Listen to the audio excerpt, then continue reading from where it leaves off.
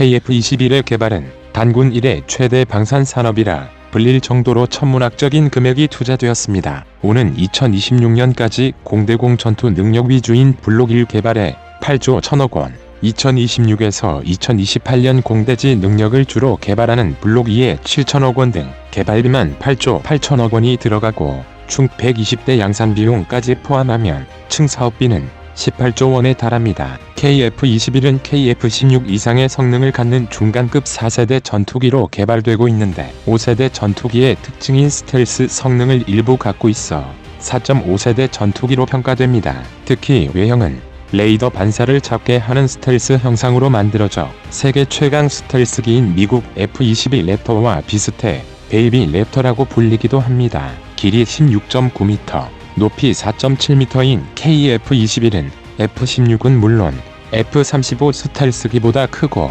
F-15 및 F-22보다는 작습니다. 최대 탑재량은 7,700kg, 최대 속도는 마하 1.81, 항속거리는 2,900km입니다. KF-21은 우리나라 기술로 개발한 최초의 본격적인 전투기라는 의미 외에 다른 큰 의미도 갖고 있습니다. 바로 각종 미사일과 폭탄 등 우리나라에서 개발한 무장을 마음대로 장착할 수 있다는 점입니다. 지금까지는 우리가 국산 미사일을 만들어도 이를 미국에서 수입한 F-15K, F-35 전투기 등에 장착하려면 수백억 원 이상의 엄청난 세계 통합 비용을 지불해야 하고 우리 미사일의 소스 코드 등을 미국에 제공해야 하는 문제가 있었습니다. 하지만 KF-21을 개발함에 따라 이제 이런 비용 등을 지불할 필요가 없어진 것입니다. KF-21에는 여러 국산 무장이 장착될 예정입니다. 대표적인 국산 무장으로는 초음속 공대함 미사일, 장거리 공대지 미사일, 극초음속 미사일, 그리고 상승 단계 미사일, 요격 미사일 등이 꼽힙니다. 공대함 유도탄 -1이라는 이름으로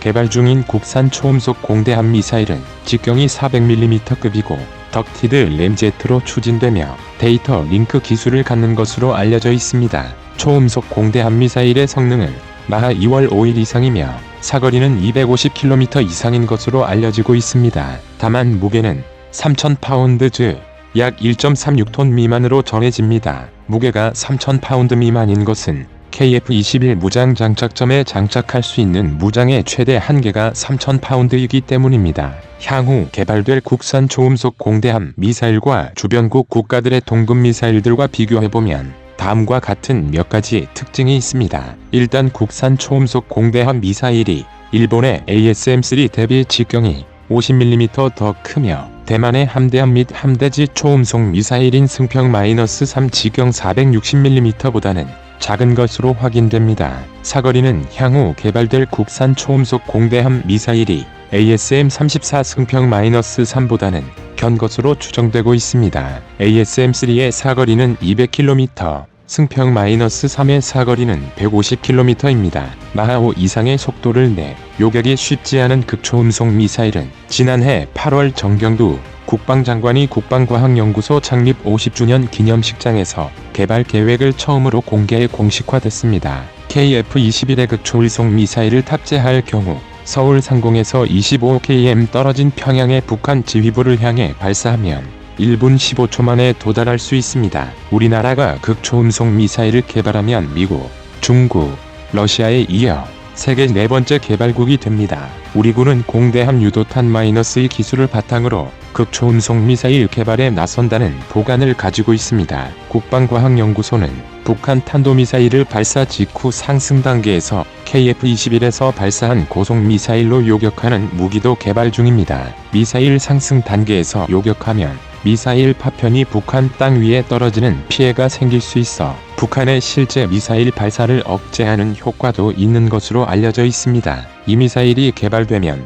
북한판 이스칸데르 미사일 등 요격이 어려운 북한 신형 미사일이나 초대형 방사포도 요격이 가능할 것으로 분석됩니다. 군 당국은 미국과 공동 개발을 추진해 중장기적으로는 항공기 탑재 레이저 무기로 북미사일을 상승 단계에서 요격하는 체계를 개발할 예정입니다. 현재 우리 군의 미사일 방어망은 패트리엇 팩3 미사일과 천궁이 개량형 미사일 등으로 북미사일이 우리 땅에 떨어지기 전 마지막 단계에서 요격하도록 되어 있어 요격에 성공해도 파편이 우리 땅에 떨어질 수 있고 요격 시간이 매우 짧아 실패 가능성도 있었습니다. 그동안 미사일 상승 단계에서 요격하는 것이 가장 효과적인 방안으로 거론되어 왔음에도 기술적인 어려움 때문에 실현되지는 않았습니다. 상승 단계 요격이 가장 이상적임에도 개발이 늦어진 것은 미사일의 상승 단계 비행 시간이 1에서 5분에 불과해 탐지부터 요격까지 하기엔 시간이 너무 짧기 때문입니다. 이에 따라 중간 및 종말 단계 요격 무기들이 집중적으로 개발,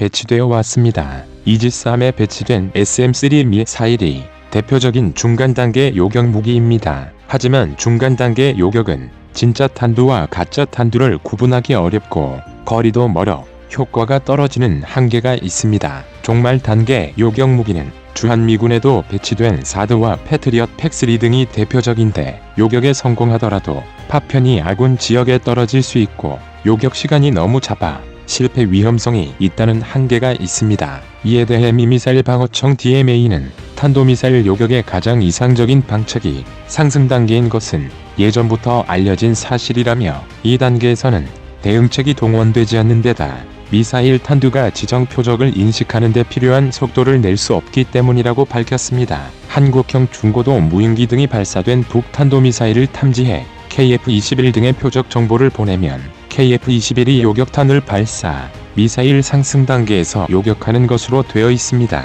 KF-21의 핵심 타격 무기인 장거리 공대지 미사일의 경우는 아직 명확한 방향이 나오지 않고 있습니다.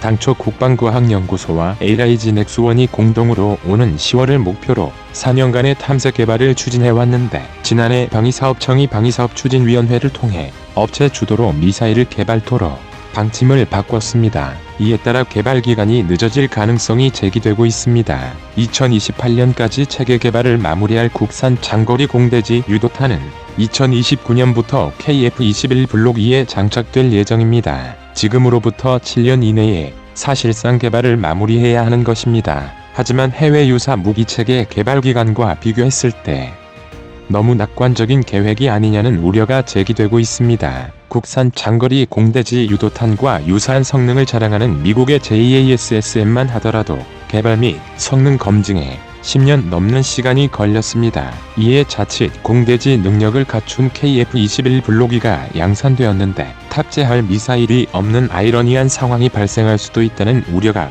꾸준히 나오고 있습니다. 이 때문에 업계에서는 투트랙으로 장거리 공대지 유도탄 2차 사업을 진행할 필요가 있다고 말합니다. 우선 국산 장거리 공대지 유도탄 체계 개발을 진행하면서 다른 한편으로는 공군이 240여 발에 달하는 타우러스 35K를 보유하고 있는 만큼 이를 KF-21에 빠르게 통합해 운용하는 방안입니다. 이렇게 되면 한국형 전투기의 전력을 조기에 상승시킬 수 있고 더불어 KF-21에서의 운용 노하우 확보를 통해 국산 장거리 공대지 유도탄의 개발 및 예산 절감에도 도움을 줄 수 있다는 설명입니다.